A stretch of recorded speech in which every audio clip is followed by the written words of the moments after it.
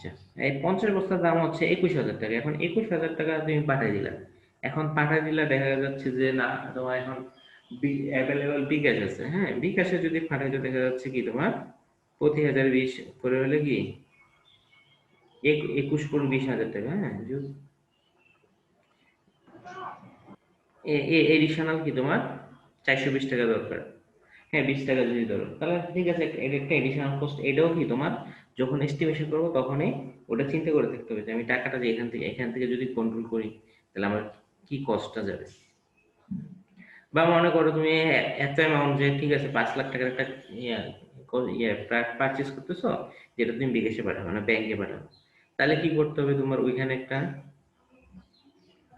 Bank account খুলতে হবে। যেহেতু কি তুমি এখানে বসে তো আর কক্সবাজারে সিগনেচার দিতে পারতেছো না, তাই না? যে ঠিক আছে তোমার চেকটা কক্সবাজার ব্রাঞ্চ থেকে টাকা তোলা যেত কখন, যখন তুমি তোমার সাইন থাকতো, তাই না? তোমার হেড অফিস মনে করো কুমিল্লার কারোর সাইন থাকতো যাদের মালিক পক্ষ, তাহলে সে 5 লাখ টাকা তুলতে পারতো। এখন তুমি যদি এখন ব্যাংকেও যদি পাঠো তাহলে কি করতে হবে, আবার ওইখানে একটা ব্যাংক অ্যাকাউন্ট খুলতে হবে, ঠিক না? ব্যাংক অ্যাকাউন্ট খুলতে হবে, কে ইউজ করবে অ্যাকাউন্টটা? ওইখানে যারা থাকবে তারা অ্যাকাউন্টটা ইউজ করবে, যাতে তারা সাইন দিয়ে তুলতে পারে। সো এখানে আবার ব্যাংক যদি এটাই করতে যাও আমার ব্যাংক অ্যাকাউন্ট খোলা খরচ আছে। তারপর আবার কি হচ্ছে তোমার ব্যাংকটা আসলে তোমার সাইড থেকে কত দূর, দেখা যাচ্ছে কক্সবাজার একটা প্রত্যন্ত অঞ্চলে তোমার সাইড, ব্যাংকে যাইতে এখান থেকে, এখন ব্যাংকে গেলে তো আর তুমি লেবার পাঠাতে পারবে না, হয়তো ইঞ্জিনিয়ার যাবে বা অফিসার ব্যাংকে কেউ যাবে, তাই না? তো ওইখানে যাচ্ছে সে তো আবার একদম লোকাল হয়ে যাবে না। তো তার যাইতে আইতে দেখা যাবে যে আরো 500 টাকা কষ্ট। সো এই কস্ট গুলো মাথায় নিয়ে আমাদের এস্টিমেশন করতে হবে। এবং আমি এই যে কথাগুলো বললাম এর বাইরেও আরো আরো বেশ কিছু কস্ট থাকতে পারে, যেটা কি আমিও জানি না, ঠিক না? আমার তো অভিজ্ঞতা নেই, এতটা অভিজ্ঞতা নেই। তো এই যে জিনিসগুলা, এগুলো আসলে কি অভিজ্ঞতার উপর নির্ভর করে। আমি এই জিনিসটা বুঝাতে পারছি তোমাদের যে আসলে খরচ কিভাবে হয়। হ্যাঁ, এটা অভিজ্ঞতার উপর নির্ভর করে। খরচ কখনোই কি অ্যাকচুয়ালি একদম প্রেডিক্ট যেটা করব সেটা কখনোই কি একদম ফাইনাল কখনোই হবে না। খরচ বিল্ডিং কনস্ট্রাকশনের ক্ষেত্রে খরচটা ফাইনাল তখনই হবে যখন হচ্ছে তোমার বিল্ডিংটা হয়ে যাবে, তখন তুমি খাতা কলম নিয়ে বসলে বুঝতে পারবে কত টাকা খরচ হয়েছে। এটা অনেক ভাবে বুঝবে, অ্যাকচুয়াল কস্ট না। তুমি মনে করলা যে তোমার একটা রুম প্লাস্টার করতে মনে করো সহজ করে বুঝি, মনে করো একটা একতলা বিল্ডিং করলে এটার বাইরের সাইডটা প্লাস্টার করতে এই 2টা লেভেলের 5 দিন লাগবে। তুমি হিসাব করলা 2টা লেবার 5 দিন, ঠিক আছে 500 টাকা। 2টা লেবার 5 দিন মানে কি 10টা লেবার টোটাল। হ্যাঁ, 500 টাকা করে 5,000 টাকা। দেখা গেল যে 2 দিনে কি হলো, দুপুরবেলা থেকে বৃষ্টি আসে, তাহলে তো তোমার কাজ বন্ধ। এখন তো তুমি লেবারে বলতে পারবো না যে না বৃষ্টি আছে কি হয়েছে, আউটার সাইডে প্লাস্টার করতেই থাকো। বুঝতে পারছো? তাহলে ওই 2 দিনে কি তোমার লেবারের হাফ কাজ করলো, কিন্তু তোমাকে পে ফুল দিতে হবে যে তুমি সারাদিনের জন্য তাকে নিয়ে আসছো। এরকম আরো অনেক আনসার ফোরসিন আছে, আনসিন আছে। যেমন তুমি মনে করো যেদিন তুমি লেবার নিয়ে আসলা ওই দিন তোমার সিমেন্ট আসার কথা, সিমেন্টটা হয় সামহাও সিমেন্টের যার দোকানের সাথে কন্ট্যাক্ট, সেই দোকান মনে করো তোমাকে কম টাকায় দিয়ে ওই দিন তার শ্বশুর মারা গেল, বাপ মারা গেল, তাহলে সেদিন দোকান বন্ধ, তুমি তো লেবার নিয়ে আসছো, কাজ বন্ধ। এরকম আরো অনেক আনসার থাকে যেগুলো আসলে কি অ্যাকচুয়াল বিল্ডিং কনস্ট্রাকশন বা স্ট্রাকচার কনস্ট্রাকশন পরে বোঝা যায়, এর আগে বোঝার কোনো সুযোগ নেই।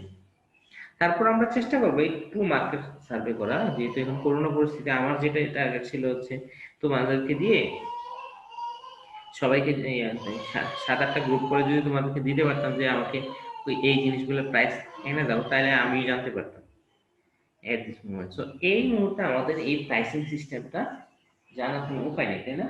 যেহেতু আমরা কেউ এখন কি আমি বলতে পারবো না কাউকে যে বাজারে যে দেখে আসে। এবার আমাদের একটা উপায় আছে প্রাইসিং সিস্টেমগুলোর জন্য। বাংলাদেশ গভর্নমেন্ট যে প্রাইসিংগুলো ইউজ করে ওই প্রাইসিংটা নিয়ে আলোচনা করা, এটা নিয়ে পরে একটু বিস্তারিত আলোচনা করবো ক্লাসের সময়। আচ্ছা, আমাদের সিলেবাসে তারপরে আছে estimation and costing of septic tank, estimation and costing of underground water reservoir. Septic tank আর ওয়াটার রিজার্ভার এই দুটোর মধ্যে ডিজাইন করতে একটু পার্থক্য থাকে। একটা থাকে ময়লা, একটা থেকে খাওয়ার পানিটা আন্ডারগ্রাউন্ড ওয়াটার ট্যাঙ্ক। দুইটার মধ্যে আসলে আহামরি পার্থক্য নাই। সো আমরা এটা এই দুটোর মধ্যে একটা শিখবো। পরে হচ্ছে এস্টিমেশন কস্টিং অফ রিটেনিং ওয়াল, এটা আমরা শেখার চেষ্টা করব। Estimation costing of slab culvert, এটাও শেখার চেষ্টা করব। তারপরে এস্টিমেশন কস্টিং অফ ব্রিজেস, এটা আসলে আমরা ইগনোর করতে হবে। কারণ ব্রিজ নিয়ে আসলে আমার অভিজ্ঞতা নাই। আমি এটা যদি পড়াতে যাই তাহলে কি আমারও তো অভিজ্ঞতা থাকা লাগবে, তাই না? ব্রিজের এস্টিমেশন নিয়ে এটা আমার কাছে নাই। আচ্ছা, আমি দেখি ম্যাটেরিয়ালস যদি আমি অনলাইনে পাই তাহলে একটু একটা ক্লাস একটু বলার চেষ্টা করব।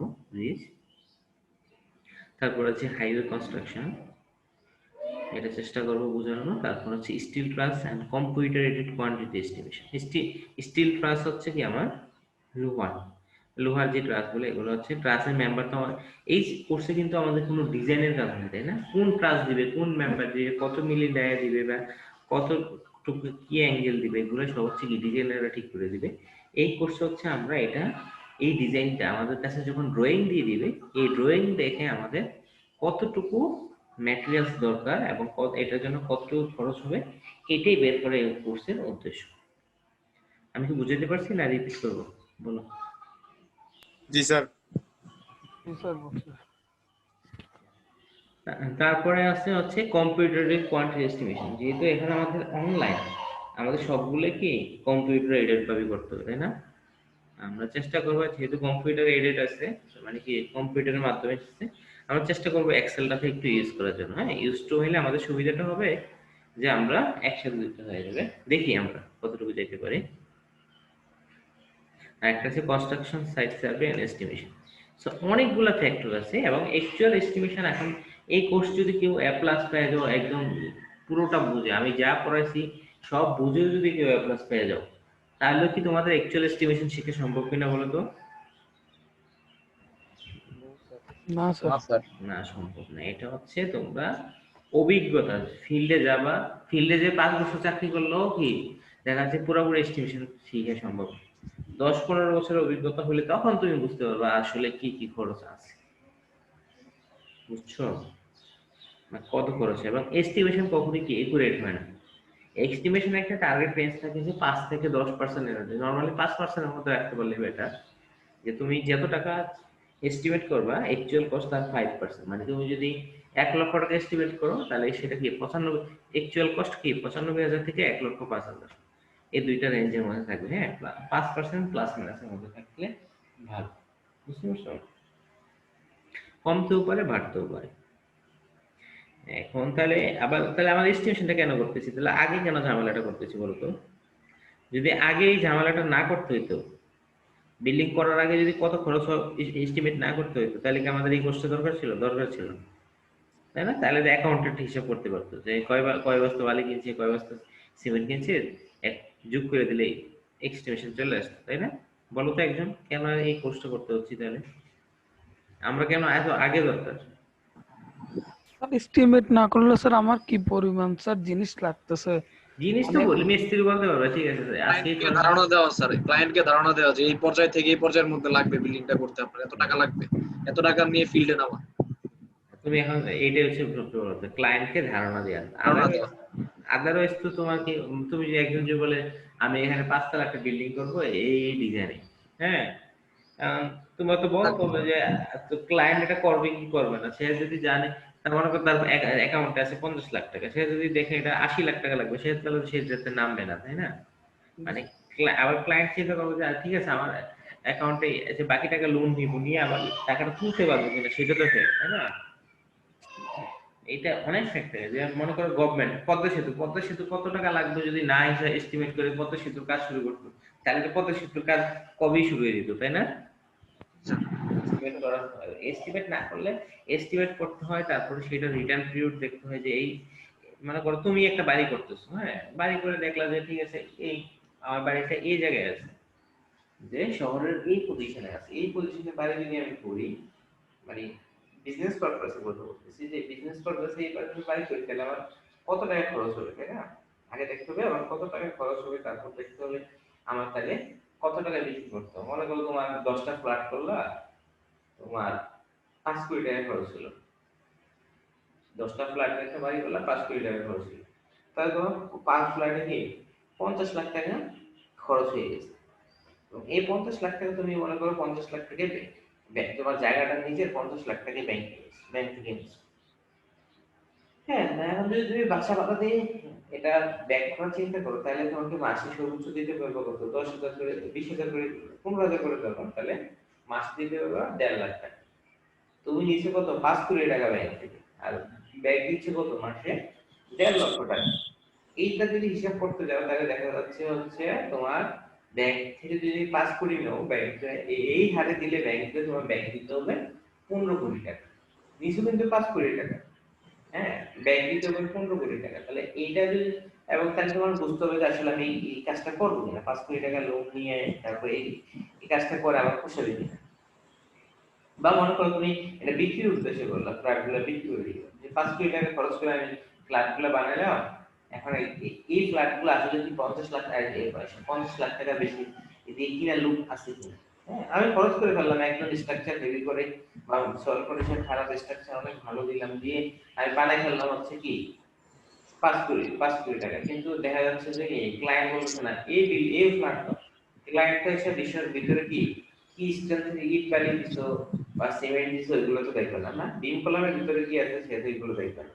সেই সব বলবে না এই জায়গায় এটা 50 লাখ টাকা 60 লাখ টাকা বেচে আমি কিন্তু ওখানে এর চেয়ে ভালো আছে কি 40 লাখ টাকা, তাই না?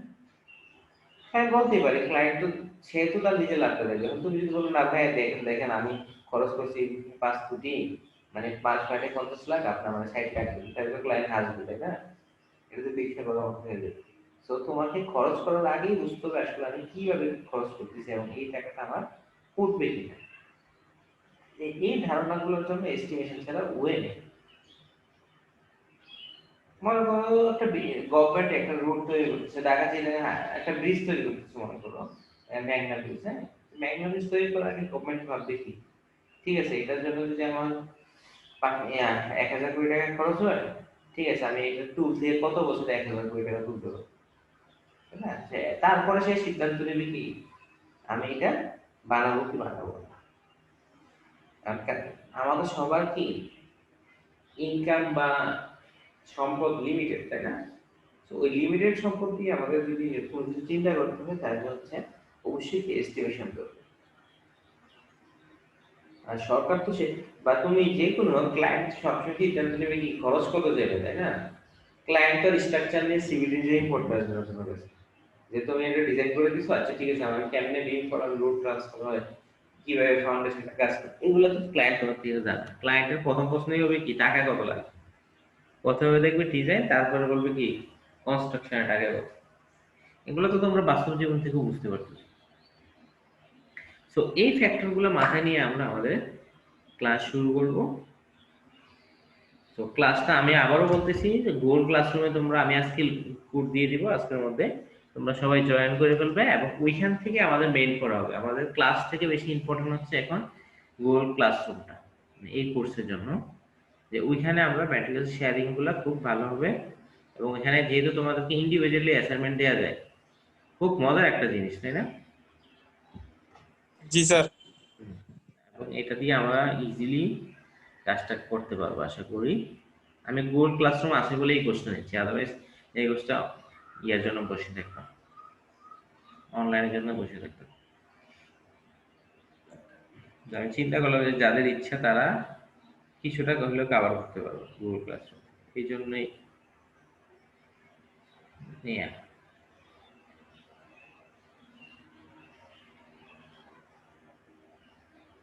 একটু টেকনিক্যাল প্রবলেম হচ্ছে।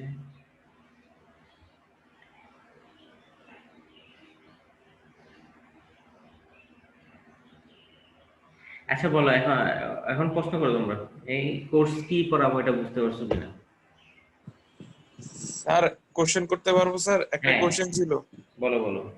স্যার। আজকে ইন্ট্রোডাকশন ক্লাস আলাপ করতে আসছি, বলাইতে আসছি, বলো স্যার ওই যে রডের বিষয়ে স্যার একটা কোশ্চেন জানতে চাচ্ছি স্যার। বলো।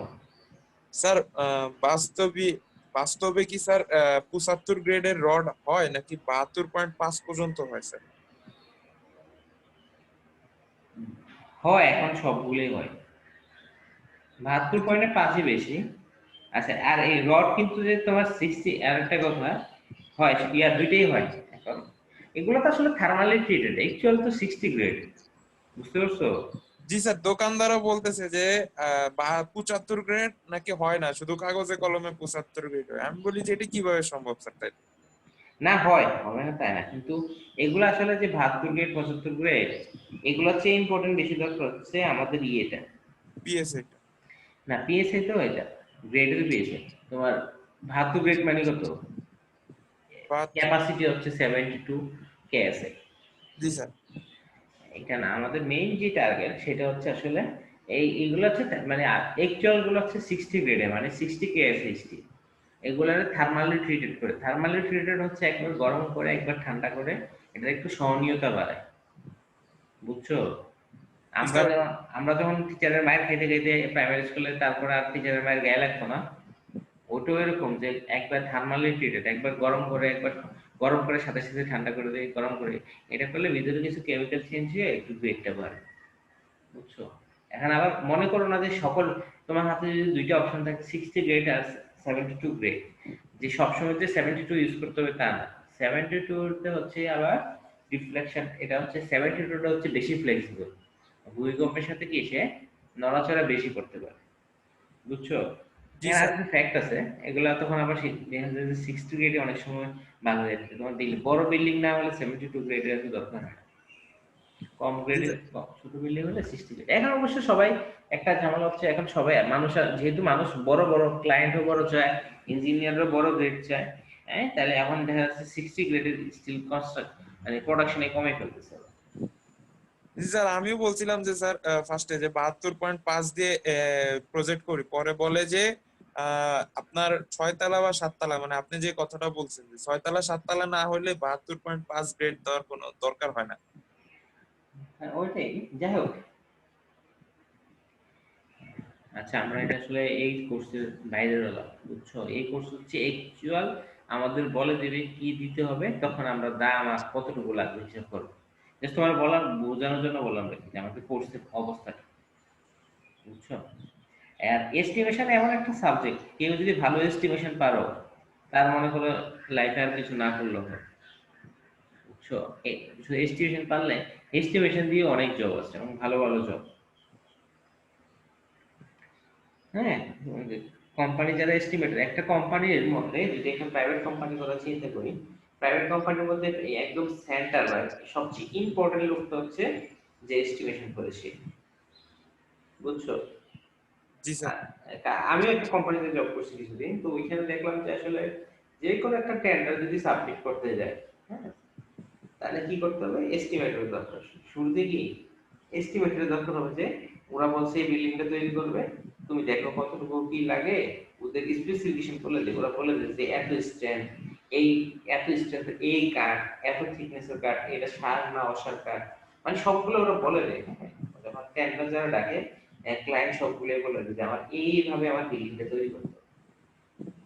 এখন কোম্পানির টেন্ডারটা দেখার পরে প্রথমে কি ওদের থেকে আরএফকিউ, হ্যাঁ, আরএফপি রিকোয়েস্ট ফর প্রপোজাল, পেপারে যখন একটা দেখে তখন কি ওই কোম্পানির ক্লায়েন্ট কাছে বলে আরএফপি রিকোয়েস্ট ফর প্রপোজাল, যে আমরা আমাদের এই প্রোফাইল, আমরা এইভাবে আছে, আমাদের এতগুলো ইঞ্জিনিয়ার আছে, এতগুলো লেবার আছে, আমাদের অফিস স্টাফ এত, আমাদের অ্যাডভাইজারেরা, যে আমাদের আমরা এই কাজটা করতে আগ্রহী।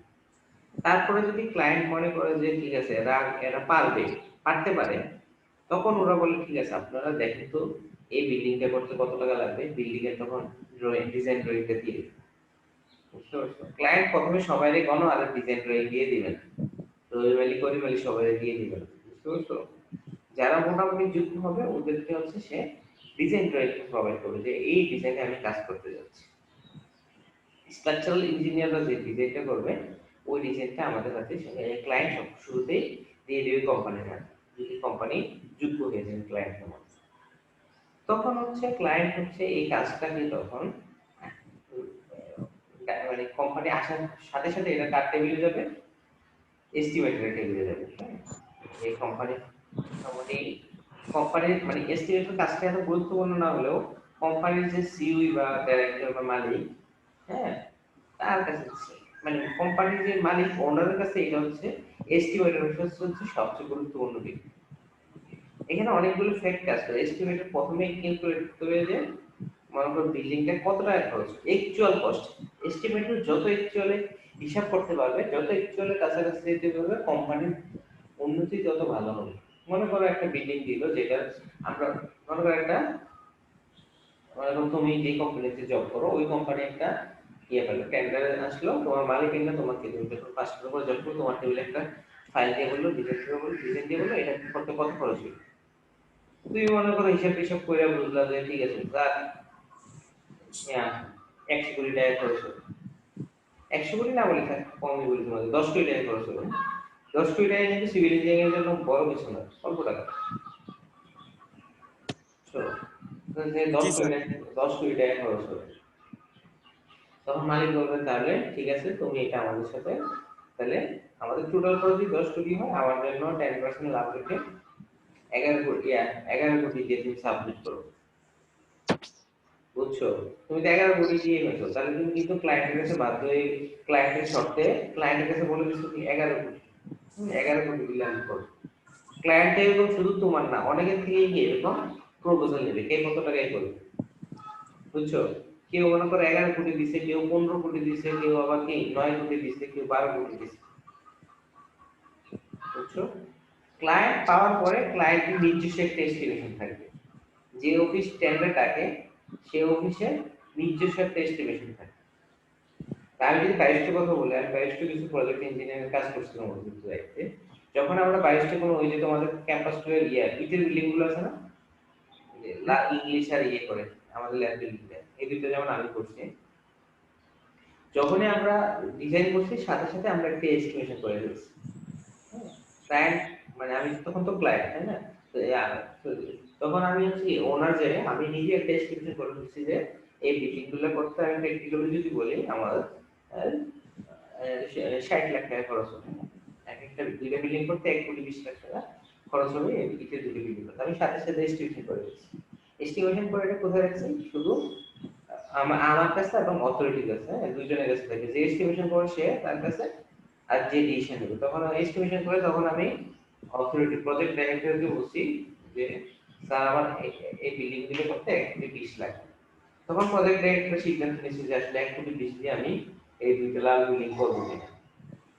ঠিক আছে, প্রজেক্ট ডাইরেক্টর ঠিক আছে, সে বলছে হ্যাঁ আমি বিল্ডিং করবো, 1,20,00,000 আশেপাশে যদি লাগে আমি বিল্ডিং করবো।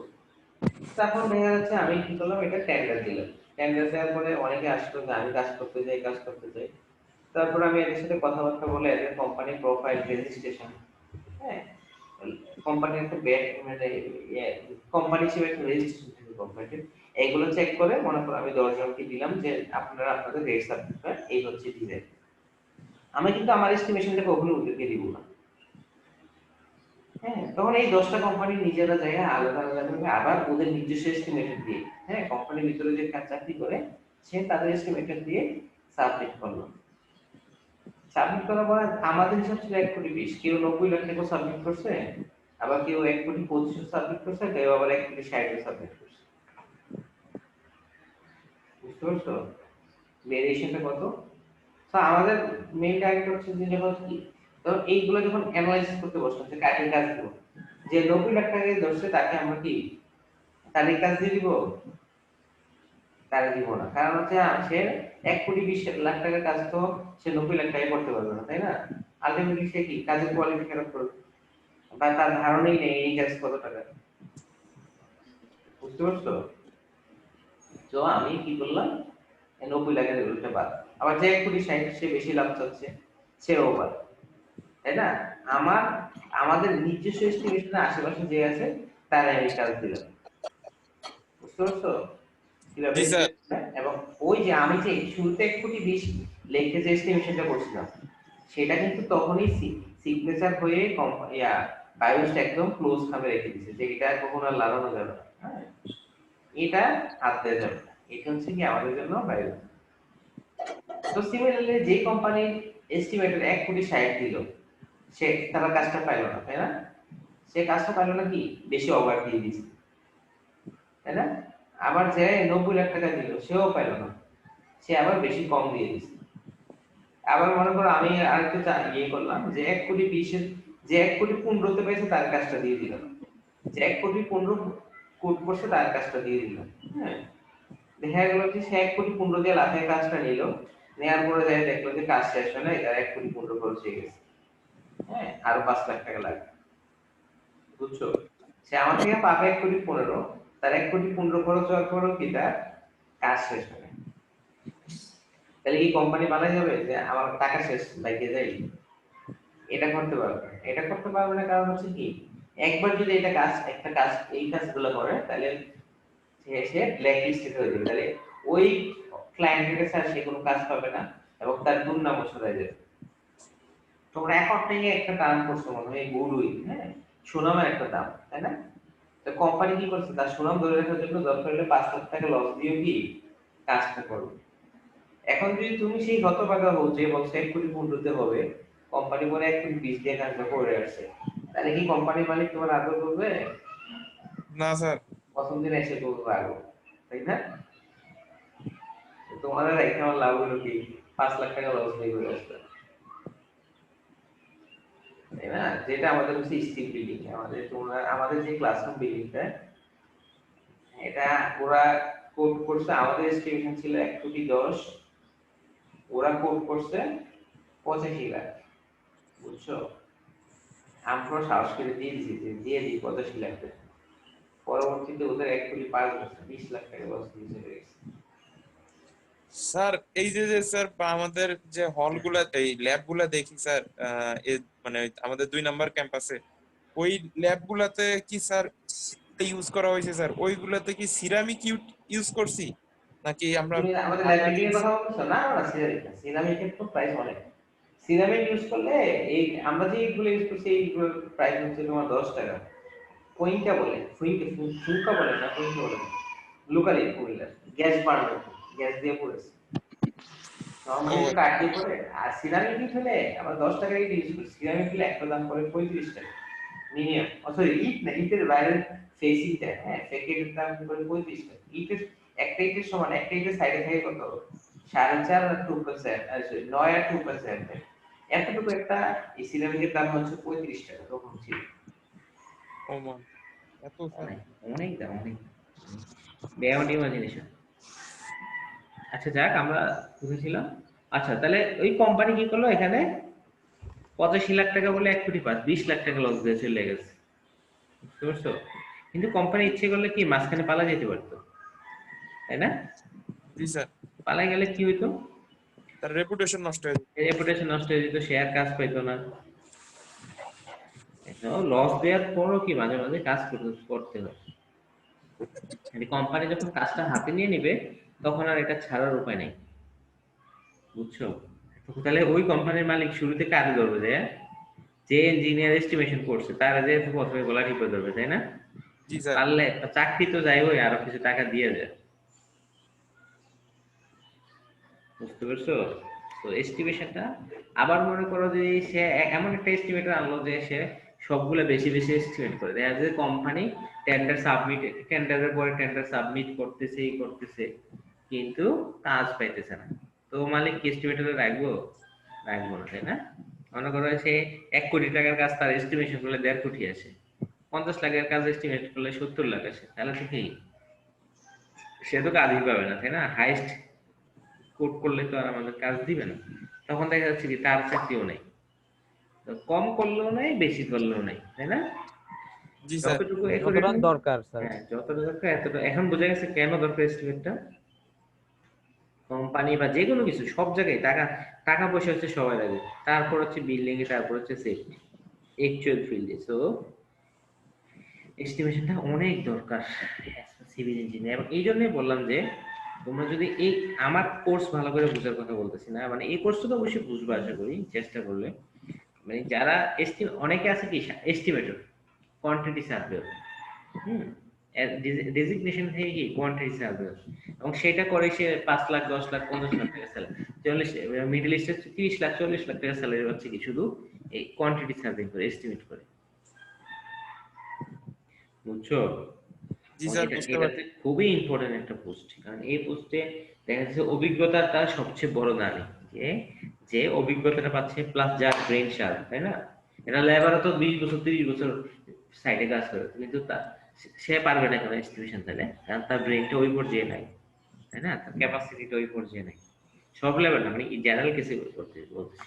তাহলে একটা আমাদের তাহলে কি ভালো ব্রেনটা যদি ভালো কাজে লাগে প্লাস মাথায় যদি এগুলো ক্যাচ করতে পারি, তাহলে হচ্ছে আমরা ভালো এস্টিমেট হবো। এটা হচ্ছে কি প্রতিনিয়ত চেঞ্জ হবো, এবং এত আনসার্টেনটি থাকে যেটা আসলে প্রেডিক্ট করা যায় না।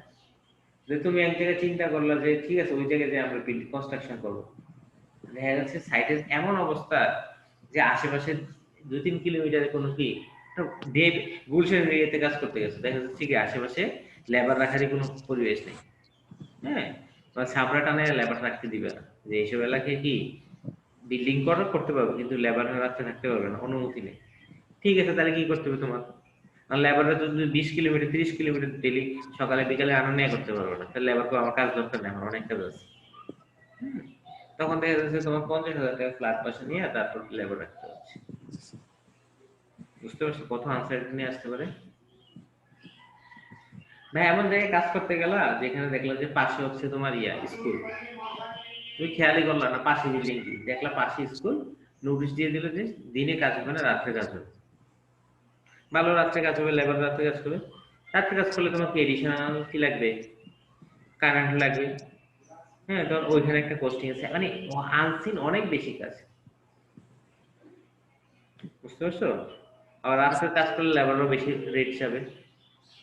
হ্যাঁ, লেবাররা দিনে যে রেটে কাজ করে রাত্রে এই রেটে কাজ করবে না, সে সাদা সোজা থাকবে, আর তারও তো একটা থাকবে, তোমার তো লেবার পাইতে হবে। অনেক ফ্যাক্ট আছে, এই ফ্যাক্ট গুলো আমরা যারা এস্টিমেশন লাইনে যাব তারা এগুলো শিখবো, আর বাকিরা হচ্ছে আমরা এই কোর্সে যা আছে তা একটু বোঝার চেষ্টা করি, বাকিটা আল্লাহ ভরসা। ঠিক আছে, আমরা যাতে অ্যাটলিস্ট এস্টিমেশন লাইনে যদি যাই পড়ি, হ্যাঁ, তাহলে এস্টিমেশনটা আমরা সবাই পারতে হয়, এটা এমন একটা জিনিস, কোয়ান্টিটি সার্ভিংটা সবাই পারতে হয়। এখন মনে করো তুমি ঠিক আছে খুব ভালো স্ট্রাকচারাল ডিজাইনার, তুমি ডিজাইন করতে পারো সেফটি একদম যত দরকার সেফটি তত দিয়ে ডিজাইন করতে পারো, কিন্তু তোমার দাম সম্পর্কে আইডিয়া নাই, তাহলে তোমারও কোম্পানিতে দরকার নেই। কারণ হচ্ছে মনে করো তোমার আছে দুইটা অপশন আছে, যে এই জায়গায় তুমি যদি দাও সিমেন্ট দাও তাহলে কাজ হবে, আবার মনে করো লোহা দিলেও কাজ হবে। তাহলে তোমার আগে হিসাব করতে হবে যে আমার সিমেন্ট দিলে কতটুকু সিমেন্ট লাগে এবং লোহা দিলে কতটুকু লোহা লাগতেছে, কোনটাতে কি কম দাম আসতেছে, তাই না? হ্যাঁ, যদি তুমি যদি এমন ডিজাইন করো যেটা অনেক কস্টিং হয়ে যায় তাহলে তোমারও দরকার নেই। হ্যাঁ, তাহলে যারা ডিজাইন করে তাদের জন্য কি আমার এটা অনেক ইম্পর্টেন্ট, অ্যাটলিস্ট ওনারের ক্ষেত্রে। আমি যেখানে বিল্ডিং করবো আমার কাছে দেখা যাচ্ছে যে আমার ডিজাইনার দিয়ে দিচ্ছে কি, যে 10x10 কলামে হয়ে যেত সে দিয়েছে 12x12 কলাম। ঠিক আছে, আমি সেফটি নাচলাম, হ্যাঁ ঠিক আছে, আমাকে বেশি সেফ, আমি আমার পাশের জনকে বললাম তুমি দিছো 10x10, আমি দিচ্ছি 12x12। কিন্তু এতে যে আমার এডিশনাল কস্ট আছে, যদি সে বুঝতে পারতো যে এই এই 10x10 বা 12x12 এখানে কতটুকু এরিয়া পার্থক্য বুঝছো? 12x12 হচ্ছে কত, এরিয়া হচ্ছে 144, আর 10x10 এরিয়া হচ্ছে কত, 100, 50% এরিয়া বেশি দিয়ে দিচ্ছে, তাই না? এটা খেয়াল করছো? এই জিনিসটা আমাদের মাথায় আসে না, যে 12x12 কলাম যদি দিই, 12 ইঞ্চি যদি একটা কলাম দিই, তাহলে এটার ক্রস সেকশনাল এরিয়া হচ্ছে কত, 144। আর যেটা সেটা যদি আমার 10x10 কাজ হয়ে যেত তাহলে কাজ হয়ে যেত কত, 100। তাহলে 100 এর জায়গায় দিলাম 144, প্রায় 44% এরিয়া বেশি দিয়ে দিচ্ছে। আর খরচটা, কলামের খরচটা কি 44% বাড়ায় ফেলছে, পারছি স্যার। অনেক বেশি না? হ্যালো, জি স্যার। অনেক বেশি, তাই না? এই জিনিসগুলো আবার জি স্যার, তোমার অনেক বেশি স্যার। ডিজাইনারের মাথায় থাকতে হবে যে আমি কতটুকু বাড়াচ্ছি, একটা হচ্ছে তার মাথায় ক্যালকুলেশন থাকতে হবে যে আসলে আমি কত বাড়াচ্ছি, 44% বাড়াই ফেলছি। তারপরে তার মাথায় আরো থাকতে হবে যে 44 ইঞ্চি স্কয়ার এডিশনাল জন্য আমার দেখা যাচ্ছে 5 তলা বিল্ডিং হলে এখানে আবার 1.5 লাখ টাকা বেশি চলে যাচ্ছে। হ্যাঁ, সে বুঝলোই না 1.5 লাখ টাকা চলে গেল, তাই না? আর 10-10 এর জায়গায় কি 12 দিয়ে দিচ্ছে, কয়দিন পরে তুমি এটা করো, যে এটা যে একটা ইয়ার উপর ওনার উপর কি পরিমাণ এডিশনাল চাপ। এই জিনিসগুলো কখন তুমি বুঝবে, যখন তুমি এস্টিমেশন করতে যাবে তখন বুঝবে আরে আমি একটু সেফটি বাড়াচ্ছি, আমি সেফটি বাড়াচ্ছি 2%, খরচ বাড়াই ফেলতেছি 40%, তাহলে তো আমার দরকার নেই, তাই না? খরচটার একটা কি ধারণা যদি না, অনেক সময় দেখা যাচ্ছে ঠিক আছে আমার 4 নাম্বার রড রড দিলে হয়তো ঠিক আছে, আমি 5 নাম্বার দিলে আরেকটু সেফটি রেখে যাচ্ছি দিলাম, খরচ আমার পারলো মনে করো 5,000 7,000, তাহলে মানা যায় তাই না? তাহলে কি তার মাথায় অ্যাটলিস্ট সে ডিজাইন করে তার মাথায় থাকতে হবে আসলে খরচ কত পড়তেছে। আমি কি বুঝতে পারছি? জি স্যার, বুঝতে পারছি স্যার। আচ্ছা, এখন এই কোর্সটা এরকম যে আমি কত কত ব্যাচের আগে যেটা কোর্স নিছি ওদের মানে আমি গল্প করতে করতেই কোর্স শেষ হয়ে গেছে, মানে 2 ঘন্টা গল্প করলো কথা শেষ হয় তো অনেক পড়া স্যার এই কোর্সটাতে, আর সব না। মাস্টার। অনেক করে না, অনেক করে না, এগুলো জানার বিষয়, এগুলো আসলে আমি যে এতক্ষণ কথা বলছি এগুলো কি পড়তে হবে? আমি তো অনেকগুলো থিওরি কভার করে ফেলছি। আচ্ছা, আমরা আমাদের স্লাইডে চলে আসি। স্লাইডটা দেখা যাচ্ছে তাই না? জি স্যার। আচ্ছা, আরেকটা কথা হচ্ছে এস্টিমেশন এবং কোয়ান্টিটি সার্ভে দুইটা হচ্ছে একই, মানে দুইটা কি একই জাতের বাইক, হ্যাঁ দুইটা আপন হয়। হ্যাঁ, এস্টিমেশন যে কথা, কোয়ান্টিটি সার্ভে কি সেই একই কথা। কথা। আচ্ছা, এস্টিমেশন তাহলে আমাদের কি হচ্ছে একটা সায়েন্টিফিক ওয়ে, যেটা দিয়ে আমরা কি অ্যাপ্রক্সিমেট কস্ট, আনুমানিক কতটুকু খরচ হবে কোন একটা ইঞ্জিনিয়ারিং প্রজেক্টে সেটা বের করতে ক্যালকুলেট করব, ওয়ার্ক আউট করব, বা কি বিফোর কনস্ট্রাকশন তাই না? আফটার কনস্ট্রাকশনে কি ইঞ্জিনিয়ার দরকার নেই, কতটুকু রড বলে সিমেন্ট কয়টা লেভেল লাগছে করে ফেলতে পারবো। তাহলে এস্টিমেশনটা হচ্ছে অবশ্যই কি একটা সায়েন্টিফিক ওয়ে, একটা নির্দিষ্ট ওয়েতে কাজ করতে হবে যে কতটুকু অ্যাপ্রক্সিমেট কস্ট হচ্ছে একটা প্রজেক্টে বিফোর, এবং এটা ক্যালকুলেট করতে হবে বিফোর এক্সিকিউশন অফ ওয়ার্ক। এই এস্টিমেশনের উপর নির্ভর করবে কি কোম্পানি এই কাজটা মানে ওনার এই কাজটা করবে কি করবে না, এবং ওনার এই কাজটা করলো, এই কন্ট্রাক্টর এই কাজটা করবে কি করবে না, সবগুলো হচ্ছে কি হচ্ছে এস্টিমেশনের। তো এস্টিমেশনটা সবাই কি কোম্পানি নিজেও করে, ওনার করে এরকম হিসাব। তো এস্টিমেশন কাকে বলে, আমরা যদি পরীক্ষার সময় জিজ্ঞাসা করি তাহলে তোমাদের কি এই ডেফিনিশন যেটা আছে, estimation is the scientific way of working out the approximate cost of an engineering project before execution of the work, এটা বলতে হবে তাই না? এটা বলতে হবে বা এটার থিমটা বলতে হবে, এমন একটা সংখ্যা বলতে হবে যেটা থেকে আমার কয়েকটা টার্ম, মানে আমরা একদম তো ইয়ার মতো না যে একদম সব বলতে হবে, বাট এখানে কি তুই যদি বাংলায় বলো সায়েন্টিফিক ওয়ে বলতে হবে, হ্যাঁ অ্যাপ্রক্সিমেট কস্ট শব্দটা বলতে হবে, ইঞ্জিনিয়ারিং প্রজেক্ট বলতে হবে, বিফোর এক্সিকিউশন অফ ওয়ার্ক, এই 4টা পয়েন্ট নিয়ে যদি তুমি যে কোনো ভাবে সেন্টেন্স তৈরি করো তাইলেও হবে। বাট ভাইভাতে যদি এস্টিমেশনের আগে জিজ্ঞাসা করে এই 4টা পয়েন্ট তোমাকে অবশ্যই উল্লেখ করতে হবে, scientific way, approximate cost, engineering project, before execution of work. আমি কি বুঝাতে পারছি? তুমি এটা আরো হাজার ভাবে বলতে হবে। It is totally different from calculation of the exact cost after completion of the project. এটা আসলে কি আমার এক্সাক্ট কস্টের সাথে কোনো মিল নেই, কারণ এটা আমাদের এক্সাক্ট কস্ট কেউ কি প্রেডিক্ট করতে পারবে না।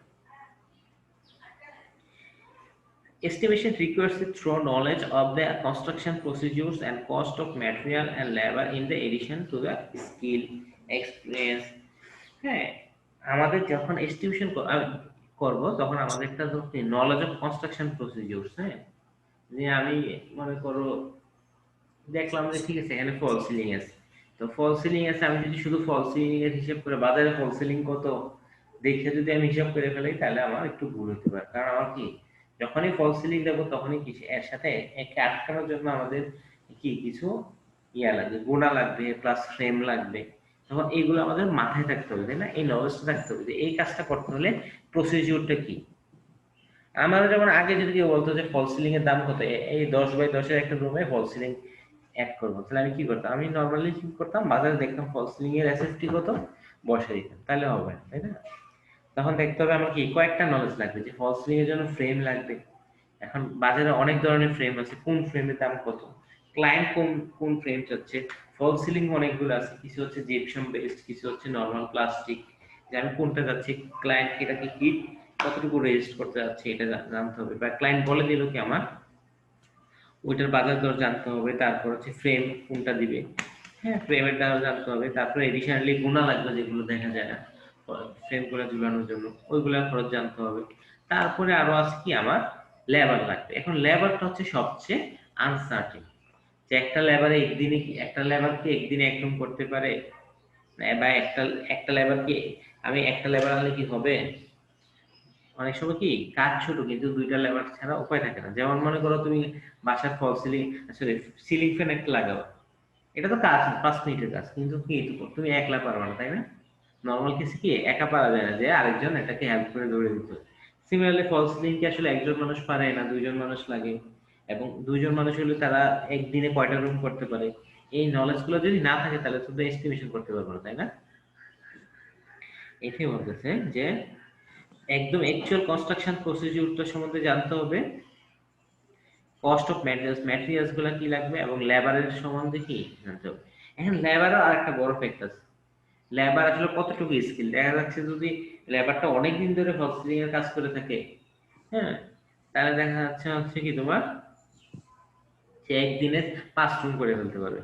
আর সে যদি মনে করে জাস্ট গত 2 মাস আগে শুরু করছে, 3 মাস আগে শুরু করছে, যে সে একদিনে 2 রুম করে এসে হাঁপাই গেছে, হ্যাঁ, এবং কাজও সুন্দর হচ্ছে। তো এইগুলো আমাদের জানতে হবে, এগুলোকে আমাদের এগুলো সবসময় কি ফোর্সিং করা যায় না, বুঝছো? এখন আর মানুষের মধ্যে আসলে অনেক কিছু ইয়ে না, আমি নিজের সেলফ এক্সপিরিয়েন্স বলি। আমি এক যে একটা, মানে আমার নিজেদের বিল্ডিং এ কাজ করার সময় দেখলাম যে লেবার টাইলস মিস্ত্রি, তো একজনকে বললাম টাইলস মিস্ত্রি একটা জোগাড় করে দেন, সে জোগাড় করে দিল। তার জিজ্ঞেস করলাম, সে বললো হ্যাঁ আমি 5-10 বছর ধরে টাইলসের কাজ করি, এই করি সেই করি। বুঝতে পারছো? তো এখন ভালো কথা, আমি তারা নিয়োগ করলাম, যে টাইলসের কাজ ভুলভাল করে ফেলছে, বুঝছো? এই টাইলসের কোনাগুলো জমে যাচ্ছে, আর যাক অনেকগুলো সমস্যা, সুন্দর হয় না ফিনিশিং। তো ব্যাপারটা কি, দেখা গেল কি এর কারণ হচ্ছে, আর তারপরে আমি তো চিন্তা করতেছি যে এতদিন ধরে কাজ করে এই কাজটা করলো, পরবর্তীতে তারা দেখলাম যে সে অটো চালায়। একদিন অটোতে উঠলাম, ফেসের দিকে তাকিয়ে দেখি সে, বললাম কি ব্যাপার, তুমি না টাইলসের কাজ করো? তখন সে বলতেছে আমি তো করি কাজ, কাজ পেলে এরা করি। বুঝছো?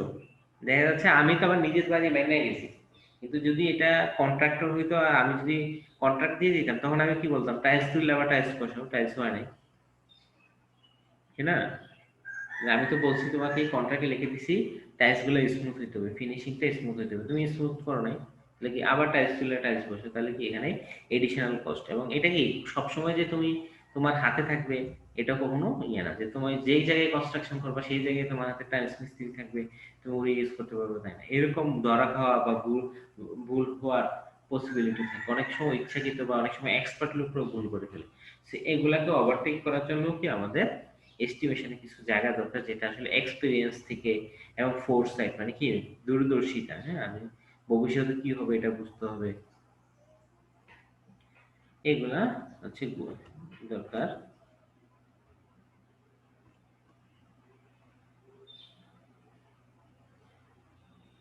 আচ্ছা, আর এই যে এস্টিমেশনটা সেটা হচ্ছে কস্ট অফ কনস্ট্রাকশন, এটা হচ্ছে প্রবাবল কস্ট, সম্ভাব্য খরচ। এটা হচ্ছে আমাদের এই যে আমাদের হাতে, যে এটা তো আসলে আমি বাস্তবে যে দেখতে পারবো না, যে এই বিল্ডিংটা করতে কত খরচ, যে হাইট একটা দরজা করতে পারবো না, তাই না? এটা হচ্ছে আমার সরাসরি কি প্ল্যান এবং স্পেসিফিকেশন থেকে, যে আমি মনে করি দরজার এস্টিমেশন করতেছি কত টাকা খরচ হবে, তাহলে আর কি আগে আমার ড্রয়িং দেখে, ডিজাইন ড্রয়িং দেখে আমার বুঝতে হবে কয়টা দরজা লাগতেছে। হ্যাঁ, মনে করো ঠিক আছে আমার 20টা দরজা লাগতেছে, মনে করো 20টা কাঠের দরজা দরকার হচ্ছে। তারপর ওইখানে ওরা বলে দেবে কাঠগুলা কোন কাঠের দিবে, মেহগনি না সেগুন, সেগুন বা মেহগনি হলে এগুলো কত, গাছগুলোর বয়স, এগুলো যেই কাঠের অংশ সেগুলোতে গাছগুলোর বয়স মিনিমাম কত হইতে হবে, বা কাঠের স্তর কত হইতে হবে, এগুলা সে স্পেসিফিক করে দিবে। সে অনুসারে কি আমার এস্টিমেট করতে হবে। সেখানে স্পেসিফিকেশন যে শব্দটা আসছে, স্পেসিফিকেশন অর্থ হচ্ছে তোমার ক্রাইটেরিয়া, যে আমার এটা এরকম চাচ্ছি যে দরজার থিকনেস হইতে হবে তোমার মনে করো 1 ইঞ্চি, দরজার মধ্যে ক্লায়েন্টের ইচ্ছা মতো কি তোমার নকশা থাকতে হবে, এই জিনিসগুলো আমরা নিয়ে আলোচনা করবো। আচ্ছা, আরেকটা আমি যে কথা বলতেছিলাম, for a good estimate the actual cost of the proposed work after completion should not differ by more than 5 to 10% from its approximate cost estimate. Approximate যেটা মানে এস্টিমেট যেটা করছি সেটা থেকে 5 থেকে 10% এর মধ্যে হইতে হবে ডিফারেন্সটা, এর বাইরে ইয়ে। আবার একদম যে 5 থেকে 10% এরকম হবে না, মনে করো মাঝে মাঝে ঝামেলা যেগুলো হয়, হ্যাঁ, এইটা কথা প্রোভাইডেড দেয়ার আর নো আনইউজুয়াল আনফোর্সিন, যদি কোনো কি আনফোর্সিন যেটা আগে কল্পনা করা যায়নি এই ধরনের পরিবর্তন না। মনে করো তুমি একটা স্টিলের ব্রিজ বানাবে, ভালো কথা, তুমি বা স্টিলের বাজার দর দেখলাম 75 টাকা, লেবারের সাথে কথা বললা, লেবার বললো যে প্রতি কেজি স্টিলের কাজ করলে আমাকে 15 টাকা দিতে হবে, তাহলে তুমি দেখলা কি 65 টাকা 15 80 টাকা। তুমি চিন্তা করলে তোমার জন্য তো 10% লাভ লাগবে। 90 টাকা কি তুমি সাবমিট করে দিলে যে আমার যত যেই স্টিল পিস বানান আমাকে 90 টাকা করে দিলে হয়ে যাবে। তুমি কিন্তু একটা সেফ সাইড আছে যে লেবাররা যেটাই বলি সে বাঁকা করো ওয়েল্ডিং করো যাই করো প্রতি কেজি 10 টাকা চার্জ। ভালো, তুমি টেন্ডার সাবমিট করলা, দেখা যাচ্ছে টেন্ডার পাইতে হইতে 1.5 বছর লাগে গেল, কাজ শুরু হইতে 2.5 বছর, আরো 6 মাস, যে আজ 2 বছর পরে কাজ শুরু হয়ে গেছে। তবে যদি হঠাৎ করে, যেটা আপনি কল্পনা করতে পারেন, এই রডের দাম 65 টাকা থেকে ওই সময় 85 টাকা হয়ে গেছে, তাহলে কি তুমি ধরা খেয়ে গেলে না? বুঝতে পারছো? তুমি এস্টিমেট করলা 2018-তে যে তুমি 65 টাকা করে রড তুমি করসপন্ডিং হিসাব করে 90 টাকা টেন্ডার দিলে। 2020-এ যখন কাজ করতে আসলো টেন্ডার পাইলা, তখন দেখা যাচ্ছে হচ্ছে কি রডের দাম হয়ে গেছে 85 টাকা। তখন অ্যাকচুয়াল কস্টে রডের দাম 85, লেবারের সাথে সাথে 15, তোমার অ্যাকচুয়াল কস্টে 100 টাকা, তোমার নিজের লাভ ছাড়াই কি প্রতি কেজিতে 100 টাকা খরচ হয়ে যাচ্ছে। তখন যেটা হয় নরমালি গভর্নমেন্ট প্রজেক্টগুলোতে বা অনেক প্রজেক্টগুলোতে একটা অপশন থাকে যে বাজারের সাথে ইয়ে করা, সামঞ্জস্য করা। বুঝছো? বাজারের সাথে সামঞ্জস্য করার একটা অপশন থাকে, তখন ওইটা দিয়ে করা, কারণ এটা তো এস্টিমেটের কোনো দোষ নেই, তাই না? তো যে সে বাজার দর যা আছে তাই, এবং কেউ বলতে পারে না কালকে এটার দাম কত থাকবে। এগুলো হচ্ছে একটা ফ্যাক্টর। আবার এগুলাতে আবার বেশি ছাড় দেয় না, মানে ধরো এখানে যদি তোমার আনফোর্সিন, ঠিক আছে আমি রডের দাম জানতাম না, আমি এখন সে কখনই কি গভর্নমেন্ট কখনই কি আবার ঠিক আছে তুমি এখন কত সরিয়ে দেবো না, ঠিক আছে তোমার পার কেজি রড যদি 20 টাকা বাড়ছে 20 টাকা বাড়ে গেছে, বেসিক জিনিস তোমাকে দিবে না। একবার যদি বলো যে আমি এই কাজটা করবো, হ্যাঁ, এবং এবং কিন্তু তুমি করতে ভাবছো, তারপরে দাম বেড়ে গেলে বেশি সুযোগ দেয় না। এর বেশি সুযোগ না দেওয়ার কারণ আছে, যেমন ঢাকা চিটাগাং হাইওয়ে চায়নার একটা কোম্পানি করছে, তাই না? ঢাকা চিটাগাং হাইওয়ে ওরা কি করছে, দেখা যাচ্ছে যে ওরা কাজটা 2 বছর করতে পারতো, ওরা 2 বছর করতে যেয়ে দেখলো যে আসলে খরচ বেড়ে যাচ্ছে। খরচ বেড়ে যাচ্ছে বলতে ওরা যে এস্টিমেট করছিল এস্টিমেটের ভুল আছে, এবং ভুল কত পার্সেন্ট? 20%। হ্যাঁ, তাহলে 1,000 কোটি টাকার কাজ হয়ে যাচ্ছে 12,000, সরি, 1,000 কোটি টাকার কাজ হয়ে যাচ্ছে 1,200 কোটি টাকা, মানে নর্মাল একটা দাম যদি বলি। তো সে কি করছে, সে বলছে বাবা এই কাজ তো আমার দ্বারা এত লস দিয়ে আমি কেমনি করবো। সে আস্তে আস্তে বসে আছে, যে ম্যাটেরিয়াল কিনে বসে আছে। এখন সে বুঝতে পারছে যে বাজার দর সামনে বাড়বে, সে ম্যাটেরিয়াল কিনে বসে আছে, যখনই বাজার দরটা বাড়ছে কাজ শুরু করে করছে, কি তার লসটা মিনিমাইজ হয়। যে সে 3 টাকা ফুট ধরে বালি কিনছে, যখন বালির দাম 5 টাকা হয়েছে তখন সেই কাজটা করছে, এবং কি তখন 5 টাকার বিলটা পেয়েছে। এই সুযোগগুলা ইয়া করার জন্য, না দেওয়ার জন্য গভর্নমেন্ট কি করে, আনফোর্সিন খরচগুলোর জন্য বেশি সুযোগ দেয় না, কনস্ট্রাকশনের কস্ট বাড়ানোর বেশি সুযোগ দেয় না। যাই হোক, এগুলো নিয়ে আমরা বিস্তারিত পড়বো। আচ্ছা, আমি এগুলো বলে ফেলছি মুখে। আচ্ছা, তোমাদের আজকে প্রথম দিন তো আর বেশি জ্বালাই না। ওকে, আমরা নেক্সট ক্লাস হচ্ছে নেক্সট মানডে, তাই না? তোমরা নেক্সট মানডেতে আমাদের, তোমরা কি আজকে কি আর ক্লাস আছে তোমাদের? জি স্যার, 3:30টায় মানিক স্যার ক্লাস। হুম, ঠিক আছে। আপাতত আমরা প্রথম 3-4 সপ্তাহে এক সপ্তাহে একটা করে যাই, পরবর্তীতে আমরা ছোট ছোট দুইটা নেব, বুঝছো? জি ঠিক স্যার। আছে, আমরা নেক্সট মানডেতে আবার 2টাই ক্লাস হবে ইনশাআল্লাহ। ইনশাআল্লাহ স্যার। ওকে, আল্লাহ হাফেজ স্যার। গুগল ক্লাসরুমে জয়েন করে ফেলো, আমি লিংক দিয়ে দেবো। Okay sir. Thank you. আল্লাহ হাফেজ স্যার। খুদা হাফেজ।